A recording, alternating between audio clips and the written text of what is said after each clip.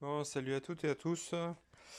Je suis en pleine partie électrique sur le CPI en train de réaliser le faisceau et je suis tombé en panne sur. En fait, c'est le flotteur du fameux bac à huile de mélange. On a bien avancé. La pompe, c'est bon. Elle est en place. Ligne d'échappement, elle est montée sous la partie inférieure. Et là, en fait, je vais faire une petite tip et astuce par rapport à la possibilité si on peut réparer ou pas, en fait. Donc, la pièce, quand elle est montée, elle se présente comme ça.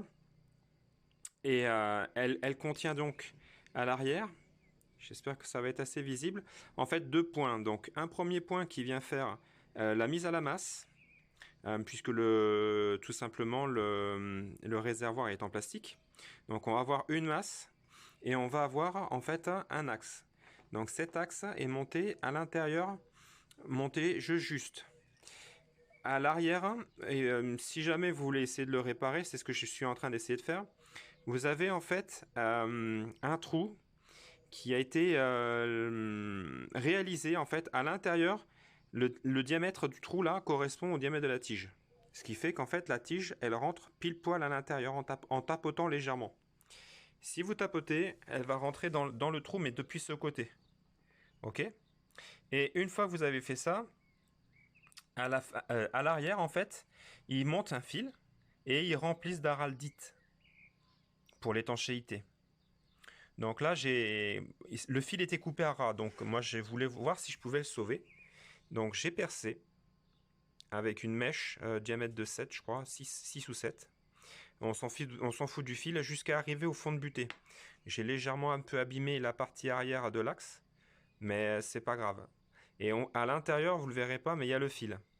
Donc normalement, ces flotteurs-là, ça fonctionne tout simplement. En fait, là-dedans, il est censé y avoir un aimant. Ok. Et à l'intérieur de la tige, il va y avoir ce qu'on appelle, enfin moi j'appelle ça un bilame. Un bilame en fait c'est dans une petite cloche de verre, on va trouver en fait deux petites lames très très proches l'une de l'autre et en fait en déplaçant et en mettant l'aimant, en fait ces deux bilames ils vont s'actionner et ça va vous donner en fait le niveau bas ou le niveau haut du flotteur.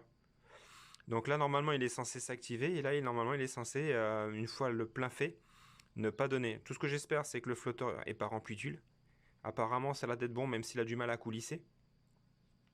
Et je vais voir si je peux le réparer. Voilà. Et la suite, en fait, une fois tout démonté, donc on va avoir un fil qui vient s'insérer à l'intérieur du tube. Dans ce tube, on va trouver ce fameux ILS que je vous ai indiqué.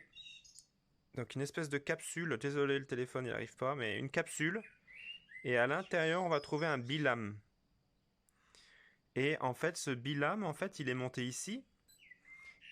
Et normalement, quand on va passer à l'intérieur, donc à l'intérieur, là, ici, c'est un aimant. Donc en fait, l'aimant, il vient se déplacer sur la longueur et ça vient donner une information après pour le niveau. Donc là, j'ai regardé, le bilame, il est NC, donc ça me paraît un peu bizarre. Parce que normalement, c'est plutôt des NO. Et je pense que le bilame, en fait, il est mort. Donc peut-être que Ah non, il est pas mort. Non, non, non, non. En fait, il est... On voit pas, mais il touche pas les lames. Bon, ben je vais essayer pour voir. Allez, voilà. Ciao!